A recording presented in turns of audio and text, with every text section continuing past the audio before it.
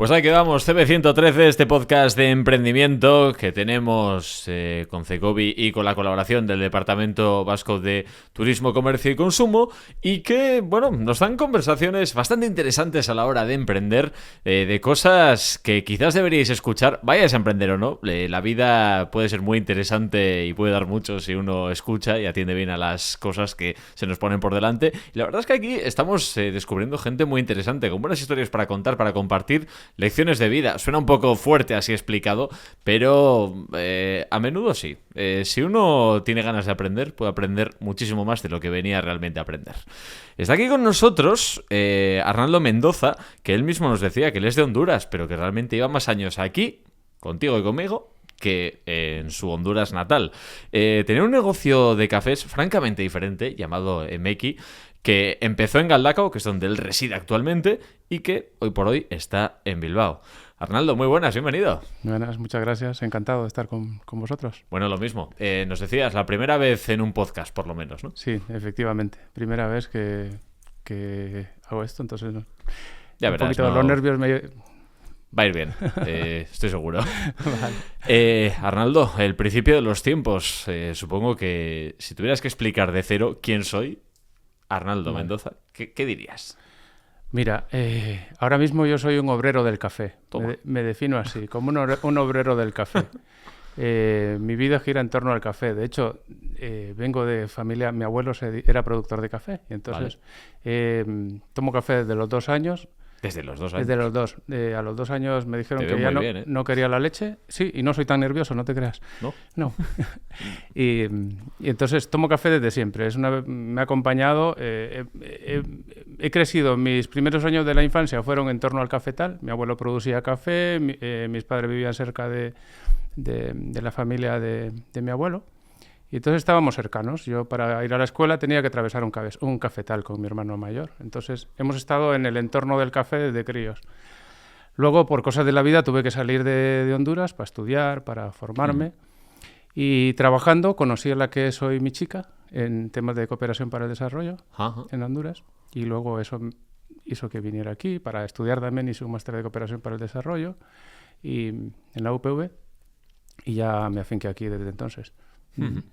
Y bueno, creo que a poca gente, muchos estamos acostumbrados a tomar café, no desde los 2 años, no te voy a engañar. Creo que la mayor parte de la gente empieza como 20 años más tarde aquí, por lo menos. Sí.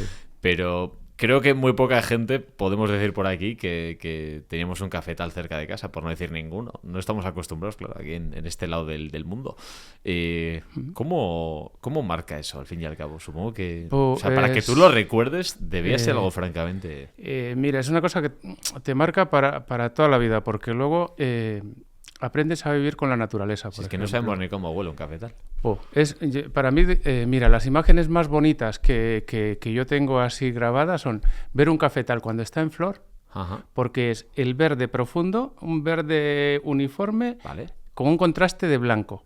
Las flores del cafeto son blancas. Entonces, aquel contraste es algo es único de ver. Un cafetal en flor es una cosa muy bonita.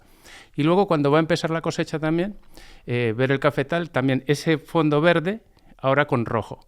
En lugar de blanco, rojo. Y son imágenes que te marcan, por un lado. Y luego es el crecer con la naturaleza en el entorno. El poder ver tucanes a 2 metros tuyos, por ejemplo. Tucanes salvajes, ¿se entiende? Claro, esto todo en libertad, encontrarte cualquier... mira, el café es un cultivo ecológico por principio. En mi tierra, por ejemplo, que se ha cultivado toda la vida bajo sombra, entonces hay árboles grandes y debajo están los cafetales. Entonces es todo un ecosistema el que hay en un entorno de un cafetal. No solo en la producción de la planta, sino todo el ecosistema, toda la fauna y toda la flora que se genera alrededor. Pero tú al principio, tu idea en la vida no era trabajar en el café, supongo, ¿no? No. Mira, yo soy educador social. Luego hice un máster de cooperación para el desarrollo. Y he trabajado muchos años en cooperación para el desarrollo, en África y en Centroamérica también, en Honduras, en El Salvador. Por casualidades de la vida también he trabajado en entornos cafetaleros, en comunidades cafetaleras, en el norte de Nicaragua, en Honduras también. Y en esto conocí a mi chica y vine aquí y seguí trabajando en cooperación por muchos años. Luego, con la crisis del 2008, pues hubo crisis en cooperación también, los fondos se redujeron, mucha gente nos fuimos al paro y empezamos a maquinar qué hacía con mi vida. Claro. Y siempre tenía claro que quería trabajar en algo del café. No sabía cómo, pero quería aquí trabajar en temas de café, visibilizando un poco el papel del productor, de las familias productoras en origen, que a veces está invisibilizado. Aquí te tomas un café y no sabes ni de dónde viene. No. Cuando hay un montón de vidas por el camino que están implicadas en la producción de ese café. Y entonces le dimos un montón de vueltas y trabajamos mucho el proyecto y al final lo concretamos en Nemeki Cafés, que es un entorno diferente, como comentabas al principio, es otra forma de vivir el café. No en el cafetal, pero sí de saber de qué cafetal viene, en qué condiciones se ha cultivado y en aprender del café, que es toda una escuela de vida. Claro, de repente en ese contexto tú dices, oye, voy a empezar un negocio de cafés, pero de cafés como muy concretos. Nadie te dijo, estás loco. Nadie me dijo ni una cosa ni la contraria. No, ¿eh? No, era una cosa original, diferente. Claro. Yo tenía miedo, claro, al empezar un negocio del que no hay, pero mira, cuando yo vine aquí, una de las cosas que echaba en falta era tomar un buen café. Un café que no fuera amargo. No se podía tomar un buen café. Difícil, costaba encontrarlo. Había que encontrarlo. Tenías que ir a sitios a buscar un buen café, porque el resto de cafés eran, como yo digo, cafés de la posguerra. Cafés amargos que te dejan el mal sabor, que te molestan el estómago incluso. Y yo tomo café desde los 2 años. Encontrar para mí un café aquí era cuestión de supervivencia. ¿Y lo conseguiste? Encontré café de supermercado y comercial. La verdad es que no encontré un café que dijera, este va a ser mi café para... Sí, aprovechaba cuando iba a Honduras para traer café o aprovechaba que venía alguien. Y bueno, y sobreviví aquí con los cafés que podía. Pues era una de las cosas también que me motivó a decir, vamos a tomar un café en condiciones, por lo menos a partir de mi experiencia de tomar café. Y así surgió Nemeki Café con la idea de que no se tomen cafés quemados, que sean cafés dulces, con aroma, con sabor, que no haga falta ponerle el montón de azúcar al café para poder disfrutar de un café. Entonces, esa era un poco la idea. Y sobre esa misma idea, ir haciendo pedagogía, otra forma de relacionarte con la clientela. No es, te vendo un café, tú te lo llevas y apáñate. No, es contar un poco. Mira, este café te va mejor con este tipo de cafetera, te lo molemos para cafetera italiana, para cafetera expreso, para cafetera de filtro, para la cafetera que tengas. ¿Cuáles son los pasos más importantes para ser un buen café? Que hay mucha parafernalia en el entorno, pero los pasos básicos para que en casa se pueda preparar un buen café. Y entonces, aparte de vender café, hacemos pedagogía e interactuamos con la clientela. Entonces, estoy muy contento porque en los años que llevo... ¿Cuántos años son? 7 años ya con Nemeki. Hay un sector importante de mi clientela que yo no los considero clientes, son como amigos, que ya nos conocemos de hace años, que vienen y hablamos y de tanto hablar, pues hablamos de la vida, hablamos del café y compartimos. El café es al final el vínculo que nos reúne para compartir más cosas. Es que me he quedado pensando cuando mencionabas el café, decías el café pues que sea un poco quemado, el café amargo, el café que te duele el estómago, que le tienes que echar azúcar. Digo, es que son 4 pistas que nos has dado que digo, es que es verdad que aquí hasta hace bien poco prácticamente damos por sentado que el café era así. Sí. Yo creo que en parte seguimos un poco así.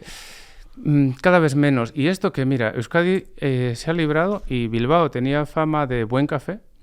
En comparación en comparación con el resto de sitios. No voy a decir sitios, pero... Genial.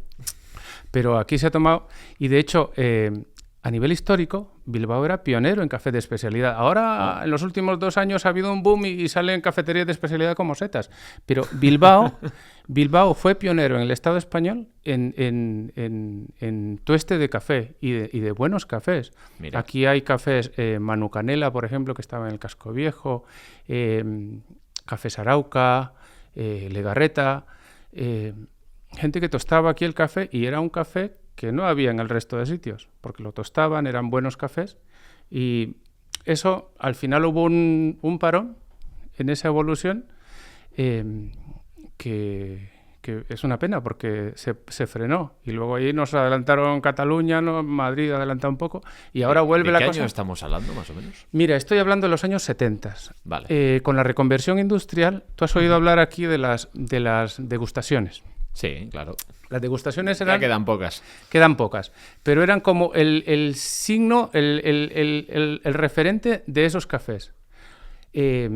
Nosotros, por suerte, estamos cerca de donde era Cafés Arauca y mucha gente que trabajó en Cafés Arauca, que tostaba para Arauca, que compraba cafés en Arauca, vienen a nuestra tienda y nos cuentan de cómo fue. Tengo el gusto de conocer a Juan Carlos, que él tostaba para Cafés Arauca durante 50 años. Ya está jubilado y él me cuenta que con la reconversión industrial de Bilbao, muchas familias que les indemnizaron al quedarse en el paro, les indemnizaron. Entonces los padres lo que hacían era, para que trabajaran las hijas, poner degustaciones. Y entonces de ahí fue como el boom. ¿Qué pasaba? Que en la degustación la gente iba, tomaba café, o compraba el café, como en Arauca, por ejemplo. Mucha gente compraba el café en grano y lo llevaba a su casa. Y recuerda a la gente cómo olía en la calle del Casco Viejo cuando se tostaba el café en esas zonas. Entonces, todo ese proceso fue como el boom con la reconversión industrial, pero luego se frenó cuando entró la industria más, la competencia y más, bueno, se frenó ese proceso y ha empezado hace 4 años, te diría, ahora en Bilbao otra vez. Y el año pasado, solo en Bilbao, se abrieron más de 8 cafeterías de especialidad. Entonces, es una cosa que está ahora como de moda, que está como en auge. Se está volviendo a retomar, la gente está volviendo a tomar buen café. A partir de ahí. Sobre todo me ha llamado la atención cuando decías eso, que tú con 2 años tomabas café. Y claro, es que aquí realmente era algo impensable, no solo porque desaconsejan darle café a un niño, por el efecto que puede tener sobre él, sino porque realmente un niño es muy difícil que tome café si no es con muchísima leche y azúcar y le guste. Sí, mira, nosotros, no sé si suerte o desgracia, en mi tierra no hay colacao. Entonces sí que había vaca, sí que había leche, pero a mí me sentaba mal la leche. Entonces lo que había para desayunar para Arnaldo era un café, una taza de café con un bollo de pan. Entonces, eso hizo que, claro, tomara café. En mi tierra es normal que la gente tome café, no el expreso, porque el expreso es un chut y es una bomba de café para un crío. Sí. Pero el café más ligero, más café tipo pues, de filtro, café un poquito más light, entonces es un poquito más largo. Todos los críos desayunan con una taza de café, es normal. Por otro lado, no hay estudios que digan que el café es malo, así como en los críos. Así como no hay estudios que digan que es bueno, tampoco hay estudios que digan que es malo. Entonces, esto es relativo, ¿no? Al final, claro, si aquí los críos son muy activos, si le das un chute de cafeína, pues lo disparas. Pero también si le das una cucharada de azúcar, con lo cual... claro. Hay muchos mitos en torno del café que, bueno, que... El café, por lo que nos cuentas, es parte de tu vida y muy importante.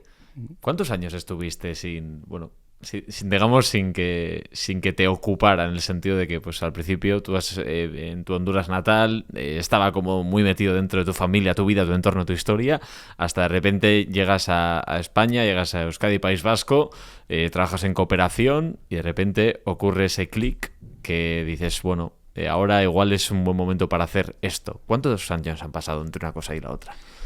Ese paréntesis sin café, digamos. Ese paréntesis sin café ha sido de 10 años, 14 años casi. 14 años. 14 años en trabajo de cooperación. Yo siempre iba porque tenía que ir a ver proyectos, trabajaba en terreno y trabajaba aquí. Entonces siempre estaba vinculado de algún modo. Pero así sin trabajar directamente con café, eso, unos 14 años más o menos. ¿Tú querías trabajar y emprender por tener tu propio negocio, por tener tus propias normas? ¿O querías realmente reconectar con esa raíz de tu tierra, de tu familia? Es todo a la vez. Por un lado, se me acaba el contrato que tenía y tenía que buscarme la vida. Y por otro lado, quería que la nueva actividad estar vinculado con lo que yo conocía de origen. Entonces, es como un cúmulo de cosas, se van juntando y hacen que luego en un momento diga, pues bueno, voy a trabajar con café. Cuando empezamos con el proyecto no sabía en qué parte del proceso. Estuvimos valorando varias alternativas y la más viable fue pues tostar el café en la medida de las posibilidades, traerlo nosotros en contacto con los productores, y eso es lo que estamos consiguiendo, y es a lo que aspiramos. En un momento que el 100% de nuestros cafés yo pueda decir, este café viene del cafetal de este señor que le conozco, que he estado con él hablando y que he estado en su cafetal.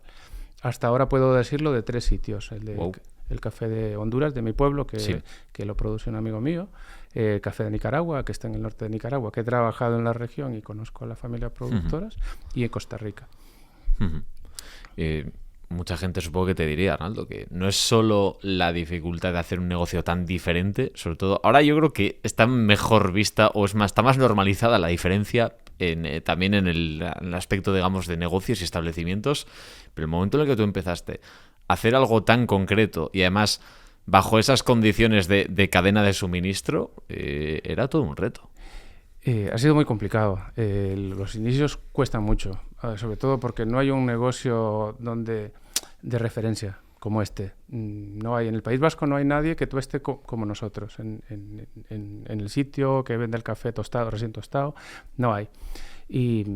Y costaba mucho porque a la administración no sabía ni dónde ubicarnos, ni en qué epígrafe. En fin, luego, por ejemplo, yo me considero un artesano del café porque hacemos todo el proceso manual. Es artesanía, como puede ser el queso, puede ser elaborar un pan o elaborar un chorizo. Me considero un artesano, pero por ejemplo en la Asociación de Artesanos de Euskadi no puedo entrar porque no está contemplado en el decreto el café artesanal, por ejemplo. Entonces estamos ahí como en un limbo que vamos como abriendo camino, y eso siempre cuesta mucho más. Claro. Bueno, y ahora, 2025, os habéis ido... estabas en Galdakao. Estábamos en Galdakao. Sí. Marchasteis a Bilbao y, claro, supongo que es difícil hacer esto en un pueblo, aunque sea el tuyo, aunque luego es más fácil también porque la gente, te conoce. Sí. Luego de repente saltar como a la capital. ¿Cómo fue esto? ¿Por qué decidisteis? Mira, cuando empezábamos había varias razones. Que nosotros hemos apostado por el comercio de pueblo, por el pueblo siempre, y considerábamos que Galdakao podíamos instaurarnos en Galdakao y establecernos ahí a nivel de comercio. Pero la verdad es que en el café, por ejemplo, los márgenes son bastante limitados, entonces tienes que vender mucho para poder sobrevivir. Claro. Teniendo en cuenta eso, y luego que es un negocio nuevo, tienes que hacer mucha pedagogía, eso lleva mucho tiempo. Hemos estado contentos en Galdakao con la aceptación que hubo por parte de la gente, mira, te puedo decir así que de bote pronto que el 90% de la clientela que teníamos en Galdakao nos sigue en Bilbao. Entonces es un buen punto. Pero el techo estaba muy limitado, había que facturar un poco más para sobrevivir, y eso nos hizo darle vueltas, y siempre pensamos que el sitio ideal iba a ser Bilbao. Pero queríamos hacer la apuesta por Galdakao, hacer la prueba, y estuvimos 6 años casi, y bien, pero ya llega un momento en el que dices aquí o te trasladas o cierras, y bueno, dimos el paso a ir a Bilbao y estamos contentos. Es como pasar de tercera ref a primera. O sea, sería un riesgo realmente irse a Bilbao también. Teníamos mucho miedo. Claro, sobre todo yo que soy... mi chica es un poco más animada, pero yo soy un poco más de ir midiendo los pasos, de ir más poco a poco, y tenía mucho miedo porque implicaba un cambio muy importante. Primero, nuestra capacidad para atender a una clientela de alguna manera diferente. Bilbao hoy se ha reconvertido, el casco viejo sobre todo, y aunque seguimos apostando por el comercio de cercanía y es nuestra prioridad, Bilbao ahora tiene un boom turístico increíble. Tienes ahí turistas todos los días que también te exige, pues mira, en 20 años yo no había hablado en inglés prácticamente, que llevaba aquí. He tenido que desempolvar el inglés para volver a ponerme al día. Era como más retos. ¿Y ahora sí hablas? Sí, suficiente para vender café, sí. Y entonces era un montón de retos y muchos miedos que teníamos, porque claro, pero sí que sabíamos que hacía como falta en Bilbao, y de hecho mucha gente me lo ha dicho en Bilbao, un negocio como este hacía falta en Bilbao. Porque te digo lo que te comentaba antes, la gente tiene recuerdo del negocio de toda la vida, de ir a comprar el café, y todo eso se ha ido desapareciendo. Todo eso que le daba identidad al casco viejo, que le daba encanto, pues ha desaparecido. Ha ido desapareciendo poco a poco. Y la singularidad un poco, ¿no? Eso es. Y ahora hay tiendas muy parecidas, pero que te encuentras tiendas iguales en Madrid, te encuentras en París o donde vayas, y dices, ¿y qué es lo nuestro? Y de alguna manera, algo que nos enorgullece y nos anima es que hemos encajado en un negocio de toda la vida de Bilbao. Aunque yo sea bueno, ya soy de aquí, pero aunque no haya nacido aquí.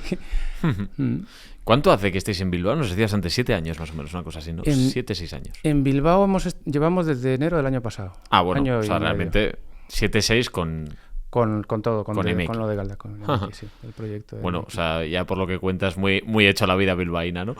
Yo, mira, cuando vine, es curioso, yo antes de venirme a vivir aquí, yo vine por cuestiones de trabajo, hacía como 5 años antes todavía de venirme. Había estado por Zaragoza, viendo un poco el sur. La verdad es que no me gustó. No me gustó.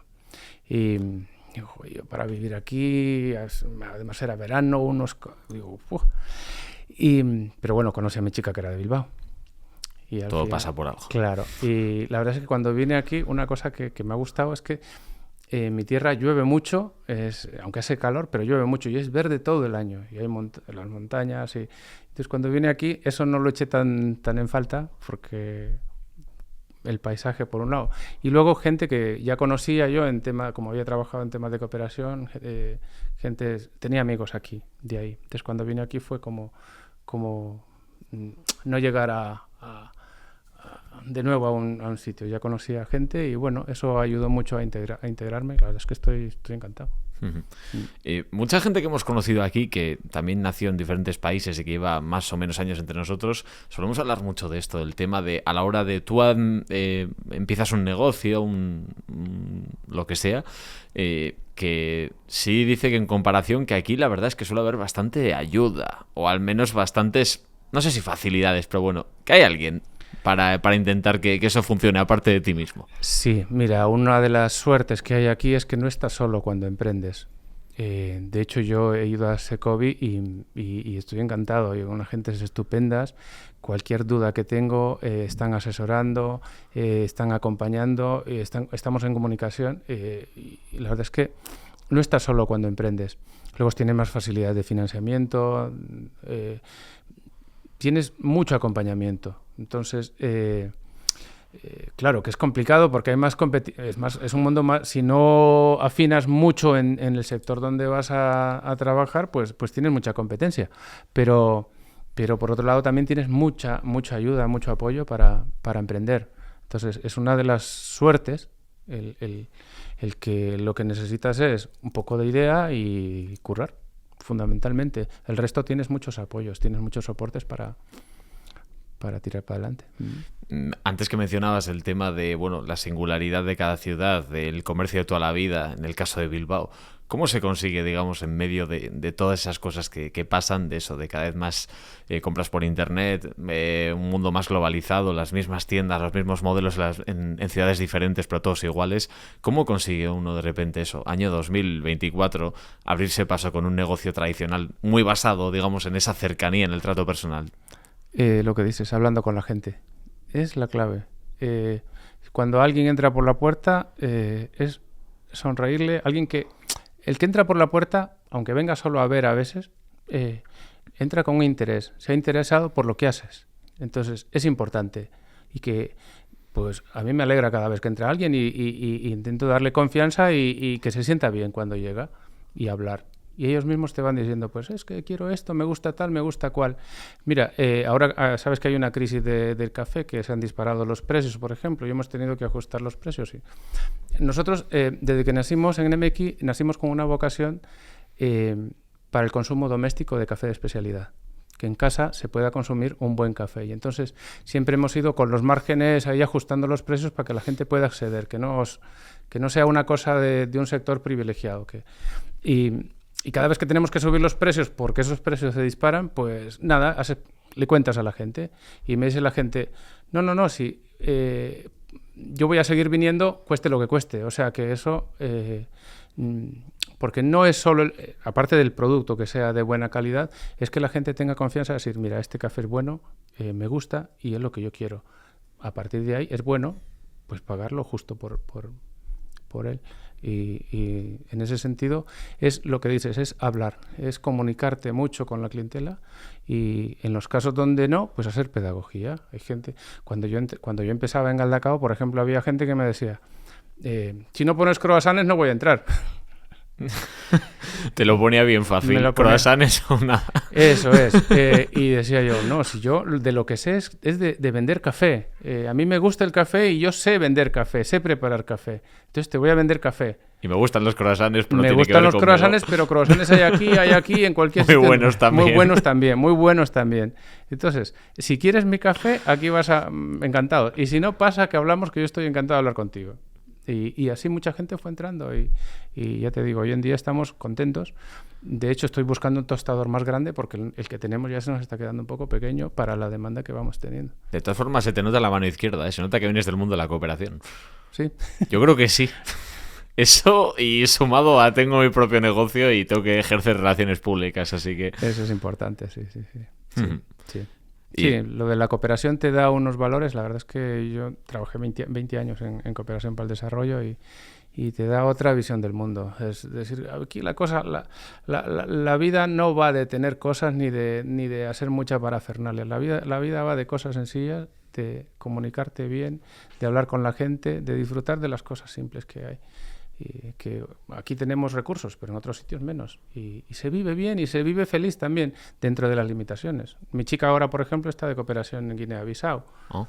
Entonces, bueno, siempre estamos vinculados con el mundo. Arnaldo, ¿el trabajo de tus sueños, que tienes ahora? Sí, yo creo que sí. Modificaría, pero en torno del café sí. Quiero tener un poquito más de libertad. Mi sueño es un día poder irme a las comunidades, y algún día lo voy a hacer, cuando tenga tiempo y cuando tenga dinero, es irme, montar una escuela de catadores en las regiones cafetaleras, porque ¿sabes qué pasa? Los productores producen muy buenos cafés, pero ¿qué pasa? Llega el intermediario y le dice, le doy tanto por su café, y el productor no sabe que puede tener un café que vale 5 o 10 veces más que eso, por la altitud, por las condiciones de cómo lo cultiva, etcétera. Y les pagan un estándar por cafés muy buenos, cafés excepcionales de altura.